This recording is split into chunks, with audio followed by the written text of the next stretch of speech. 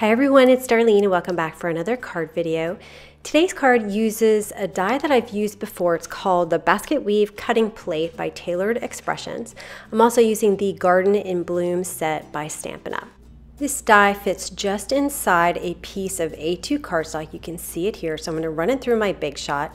And I'm also going to run it through just part of it again so that I get 3 extra inserts, because that's how many I'm going to need to finish up the weave that I want to do. So I'm going to take each of these inserts and I'm going to go over, under at the bottom of this frame and push it all the way down. So I'm going to keep doing this. I'm going to alternate. So that first one I started under, this one I'll start over and weave it through and then push it down to the bottom. I'm going to do that with all 9 of these pieces, and then I'll just make sure that they're all nice and snug at the bottom of this frame. I'm only using a small piece of this weave, which is why I'm not finishing it all the way to the top. Now I have these loose ends, and so what I'm going to do is pull up each of the ones that are on top and put some 2-way glue behind it and then press it back down. So once I do one side, I'm just going to put an acrylic block to hold it down while I do the other side, and then I'll continue down the other side. Now I wish I would have flipped it over and done the same thing with the pieces that are under on the other side, and I'll show you why in a little bit. So I'm just going to put an acrylic block on that for a while and let it sit. I'm going to work on my flower and my leaves. I'm going to stamp them in VersaFine Black Onyx ink onto some Canson XL Mixed Media paper. It's a watercolor paper. Sprinkle it with some clear embossing powder and heat it to set it. I'm using my Zig Markers to color this because I want it to be really bright, and these colors are really intense. So I have a dark blue and a light blue. My dark blue is Persian blue, and I'm going to color up the side of the petal and then at the base as well. I'm going to keep these colors really bright by not putting any water on it. So once I'm done with my dark area, I'm going to take my lighter blue. This is cobalt blue. And I'm first going to color the area that's still white all the way up to the dark blue. And the reason why I'm doing that is I want to make sure that I have enough of this light blue showing on the petal. And if I move too quickly to the dark blue, then it'll all blend together. So you can see how I've kind of pulled that dark blue after I've covered the white area with the light blue. So now I'm going to do the same thing on every single petal. Notice that I'm cleaning off my light blue marker whenever I get too much dark blue on it, so that I can make sure that I've got plenty of light blue so that I have 2 shades. So I'm doing this on the second petal here and then on the third. And I did notice that my colors were blending a little bit too much, and maybe I should have used a lighter light blue. So what I decided to do was grab my aqua painter. This is just water. And I'm going to add some of it to just a small part of the petal and then pull it up with a tissue. And you can see it does remove a little bit of the color, but not too much. It's still really bright. So I'm going to do that a couple of times until I get a little bit of a white area. And I'm going to do that also on the other petal that I did. And as I finish this up, I'm also going to do it on the next 3 petals. But I think next time if I were to do this again, I would just use a lighter blue. And you can see when I start coloring the leaves that I used a really light green on that, and it had a really nice 2-tone combination.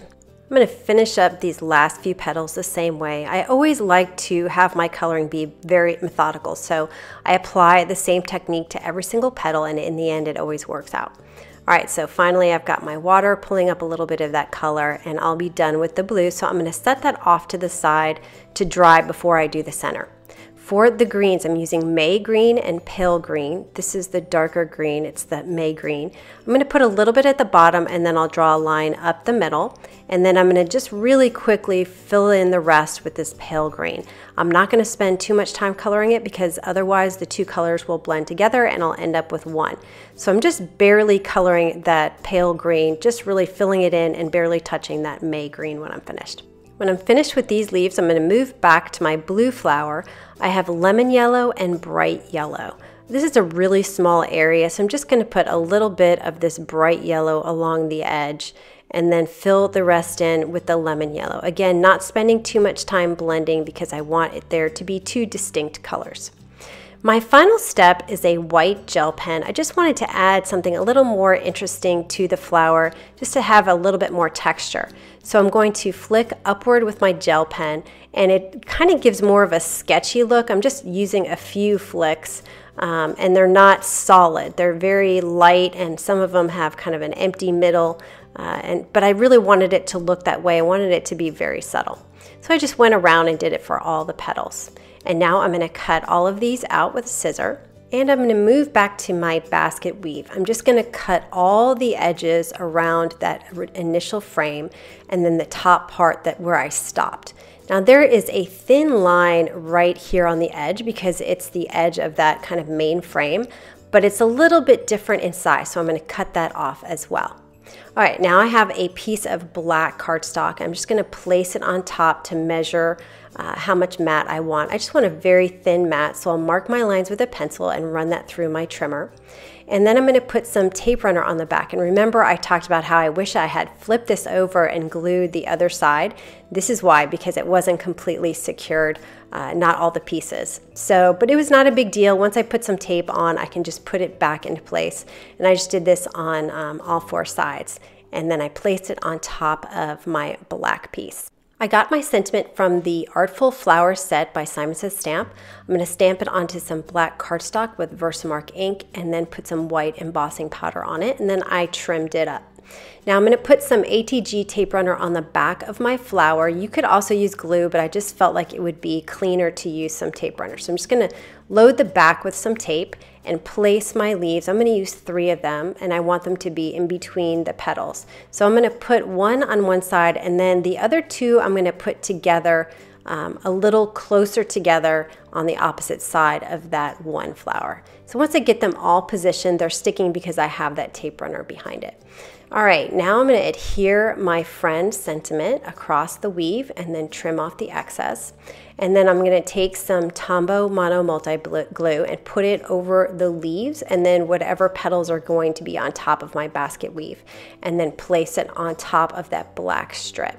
And just to make sure that this is sticking well, I'm going to put a block on top of it and let it sit for a couple of minutes.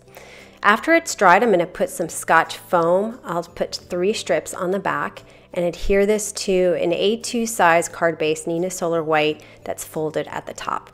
And that is the card for today. So a white on white with a black and blue pop. I really like these colors together. I hope you enjoyed that, and I will see you next time. Thanks for watching.